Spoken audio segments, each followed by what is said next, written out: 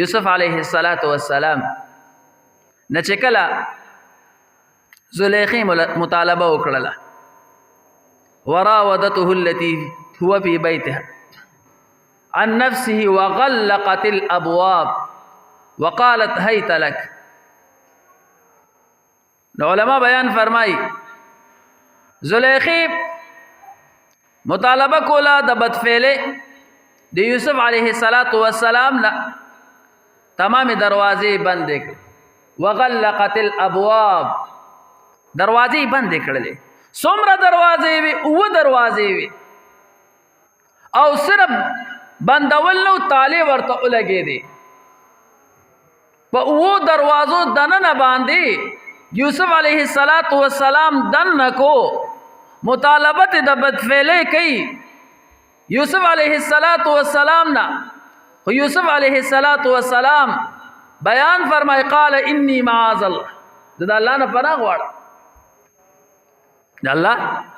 پنوم باندې پناه غواړم. حضراتو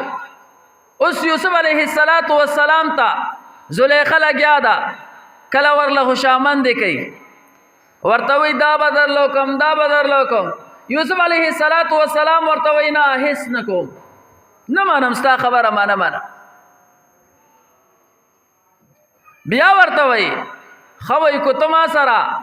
زما خواهش نه برابره زما ارمان نه برابره نو زبتا جیل تبو زما دومره سختی به در باندې کوما بدنام بده کما دا قسم خبر دمکانی ور کوي. یوسف علیه السلام د زلیخی خبره نه مني اراده کلکوا الله رب ذوالجلال د یوسف علیه السلام زړه مضبوط کړو او د خپل نفس فکر کو او کلک اراده وکړه را روان شو او دروازو باندې را روانېږي تمام دروازې بندې دي. یوسف علیه السلام چې کله را روان شو یو دروازم کلاویږي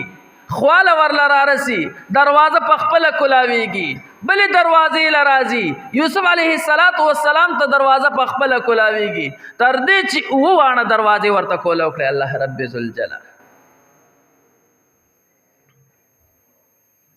نو چې سړی اراده خو وکي او د دین باندې د عمل کولو کلک قصد خو وکي دا خو نه ده چې صرف او صرف منګه دا وایو زما وی دین ډیر زیات خوښ دی او د دین می خواهش نو خواهش بیل شه دی خوښول بیل شه دی